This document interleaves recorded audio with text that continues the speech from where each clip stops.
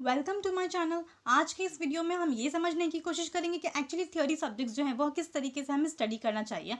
Because जो practical subjects होते हैं जैसे अकाउंट्स हो गया, मैथ्स हो गया, ये सारे प्रैक्टिकल सब्जेक्ट्स हैं, स्टूडेंट्स के लिए काफ़ी इंटरेस्टिंग भी होते हैं एंड इसमें फुल मार्क्स स्कोर करने के पूरे चांसेस होते हैं।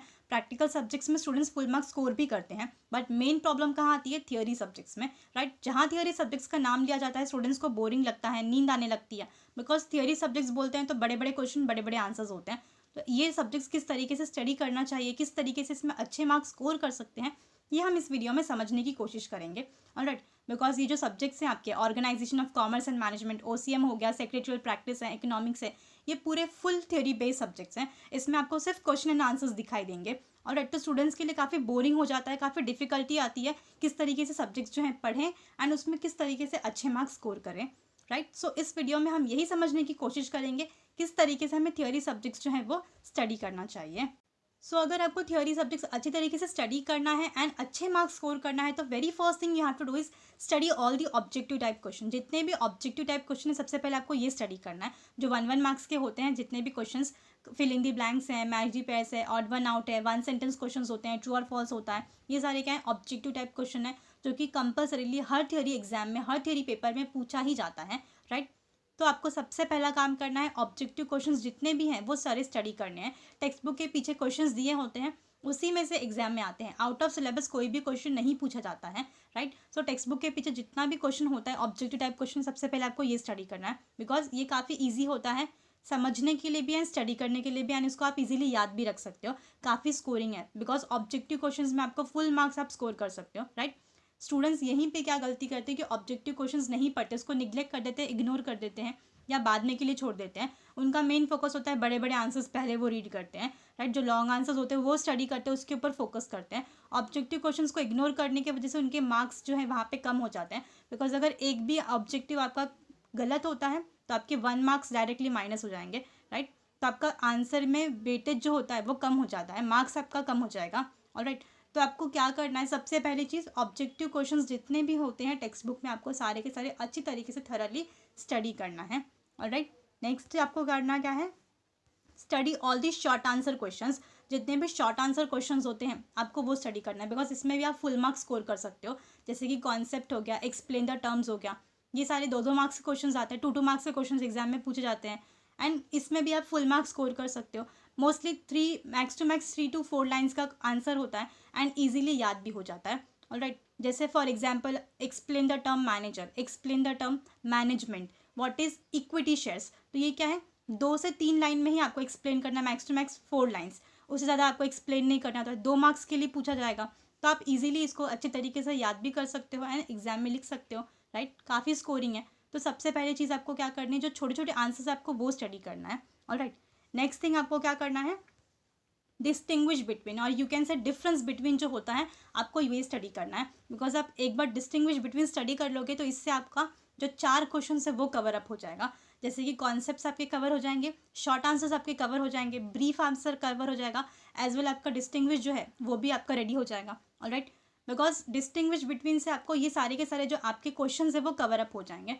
एग्जाम्पल क्या है? अभी यहाँ पे एग्जाम्पल मैंने दिया है, जैसे transmission of shares and transfer of shares. आपने ये जो डिस्टिंग्विश बिटवीन है ये अच्छे तरीके से स्टडी कर लिया, transmission of shares and transfer of shares.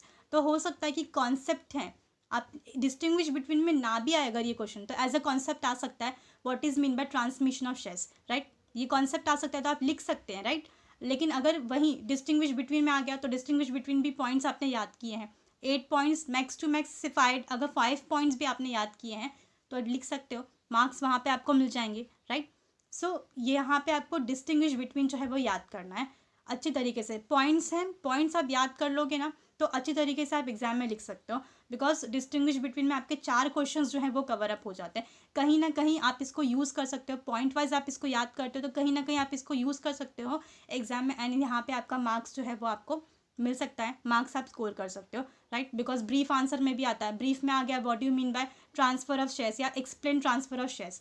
तो आप शॉर्ट नोट्स में, ब्रीफ में पॉइंट्स लिख सकते हो। जब भी आप आंसर लिखते हो एग्जाम में तो इन पॉइंट्स ही लिखना होता है, राइट। सो यहाँ पे आपके डिस्टिंग्विश बिटवीन आप जब भी स्टडी करते हो तो आपके 4 क्वेश्चंस जो हैं वो रेडी हो जाते हैं, राइट। कॉन्सेप्ट्स में भी आ सकता है, टर्म्स, एक्सप्लेन द टर्म आ सकता है, ट्रांसमिशन ऑफ शेयर्स क्या है तो आप लिख सकते हो। या फिर शॉर्ट नोट्स में आ सकता है, शॉर्ट नोट आंसर आ सकता है, या ब्रीफ भी आ सकता है। अगर नहीं भी आता है distinguish between what is mean by transmission of stress and transfer of stress, लेकिन हो सकता है शॉर्ट नोट पूछ लिया what do you mean by transfer of stress, तो आपने डिस्टिंग्विश बिटवीन के जो पॉइंट्स याद रखे हैं वही आप शॉर्ट नोट में डाल दो, आपका आंसर कंप्लीट हो जाएगा। ऑलराइट, तो इस तरीके से आप डिस्टिंग्विश बिटवीन जब याद करते हो तो आपके जो आंसर्स है वो रेडी हो जाएंगे। ऑलराइट, तो इस तरीके से आपको जो एग्जाम के लिए प्रिपेयर करना होगा। ऑलराइट, तो आप अच्छी तरीके से मार्क्स स्कोर कर सकते हो, बिकॉज डिस्टिंग्विश बिटवीन में भी आपको फुल मार्क्स मिलने के पूरे चांसेस होते हैं। ऑलराइट, तो बस यहाँ पे ये काम करना है आपको। नेक्स्ट चीज़ आपको क्या करनी है, लॉन्ग आंसर्स। मेन प्रॉब्लम कहाँ पे आता है, जो लॉन्ग आंसर्स होते हैं ना, जो 8 मार्क्स के लिए आते हैं, 8 मार्क्स के लिए जो आते हैं, मेन प्रॉब्लम होती है स्टूडेंट्स को कि इतने बड़े बड़े आंसर्स किस तरीके से हम स्टडी करें, कैसे उसको याद करें। तो लॉन्ग आंसर्स के लिए सबसे पहली चीज़ आपको क्या करनी है, उसको डिवाइड करना है, सेक्शंस में डिवाइड करना है। राइट, क्या करना है, सबसे पहले तो आपको इंट्रोडक्शन, मीनिंग, डेफिनेशन, इस तरीके से आपको क्या करना है, सेक्शंस में उसको डिवाइड करना है, उसको पॉइंट वाइज आपको क्या करना है, याद करना है, स्टडी करना है। अगर आप पॉइंट वाइज उसको स्टडी करोगे तो आपको स्टडी करने के लिए भी ईजी होगा, आप उसको अच्छे तरीके से याद भी रख सकते हो।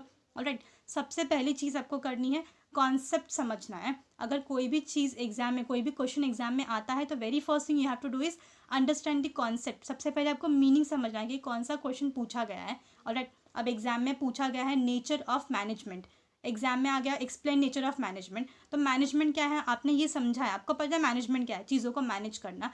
100 घर में आप देखते हो कि किस तरीके से मम्मी सारी चीज़ें मैनेज करती है, आप खुद भी, कॉलेज है आपका, क्लासेस है या बाकी सारी एक्टिविटीज़ है, फ्रेंड्स के साथ मिलना है, तो किस तरीके से आप चीज़ों को मैनेज करते हो एंड उसका नेचर क्या है। बस आप पॉइंट्स जो है उसका मीनिंग समझ जाते हो, उसको अपने वर्ड्स में लिख सकते हो। ऑलराइट, लॉन्ग आंसर्स में भी आपको यही करना है, जस्ट आपको उसका मीनिंग समझना है, कॉन्सेप्ट समझना है, पॉइंट्स आपको याद हो गए, अंदर के जितने भी एक्सप्लेनेशन है, मैटर है, वो अपने अपने ओन वर्ड्स में लिख सकते हो, इसमें बहुत ज़्यादा प्रॉब्लम नहीं आएगी। ऑलराइट, सो आपको क्या करना है, कॉन्सेप्ट याद करना है, मीनिंग याद करना है, एंड देन क्वेश्चन जो है, जो भी पूछा है आप उसको लिख सकते हो आराम से। पॉइंट्स जो है अपने ओन वर्ड्स में आप क्या कर सकते हो, पॉइंट्स जो है इसका एक्सप्लेनेशन लिख सकते हो, और पॉइंट्स को खुद एलॉबरेट भी कर सकते हो। कोई ज़रूरत नहीं कि जितना टेक्स्ट बुक में लिखा है सारा का सारा डिक्टो सेम टू सेम वैसा ही करना है, पूरा का पूरा मगअप करने की ज़रूरत नहीं, जस्ट आपको अंडरस्टैंड करना है। मेन चीज़ क्या है, टॉपिक को समझो, एग्जाम्पल के साथ में उसको कनेक्ट करो।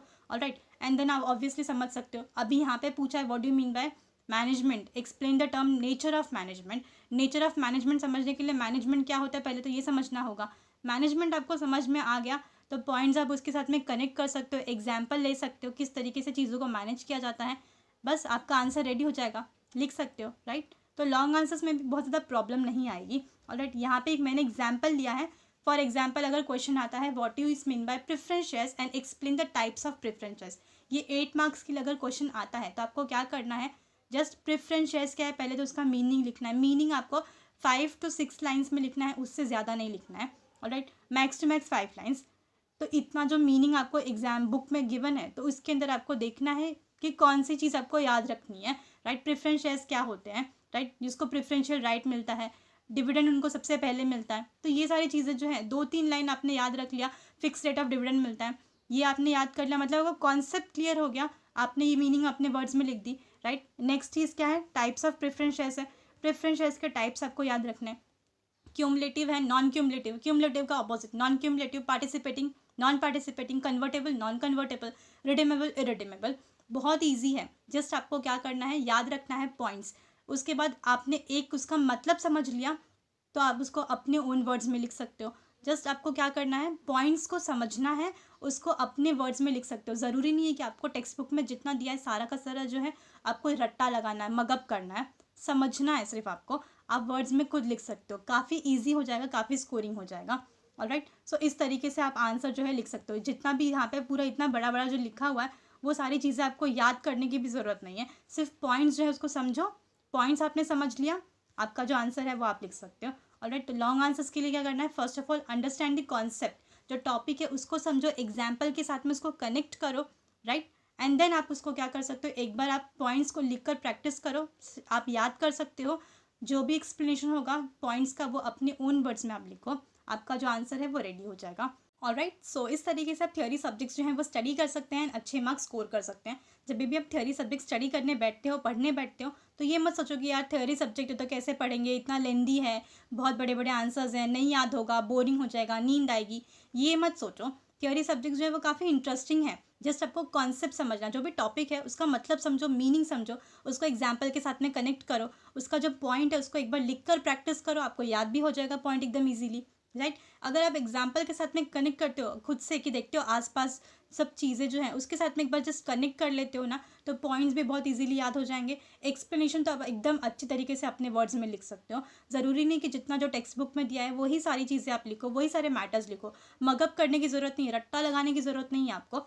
जस्ट आपको क्या करना है, कॉन्सेप्ट समझना है, उसका मतलब समझना है कि टॉपिक क्या है, उसका मतलब कॉन्सेप्ट एक बार समझ लिया, पॉइंट भी इजीली लिख सकते हो, एक्सप्लेनेशन भी इजीली लिख सकते हो, उसको एलॉबरेट भी कर सकते हो, राइट। जब भी आप थियोरी सब्जेक्ट समझने बैठते हो, पढ़ने बैठते हो ना, तो थोड़ा सा लाउडली एक बार बोलकर स्टडी करो, इससे आप अलर्ट भी रहोगे। ऑलराइट, सो ये सारी क्या है, पॉइंटर्स है, ये सारी चीज़ें हैं जो कि आपको याद रखनी जब भी आप थियोरी सब्जेक्ट स्टडी करने बैठते हो। ऑलराइट, सो आई होप आपको ये जो पूरा वीडियो था वो हेल्पफुल होगा कि किस तरीके से आपको थियोरी सब्जेक्ट स्टडी करना है। Alright, so thank you for your time.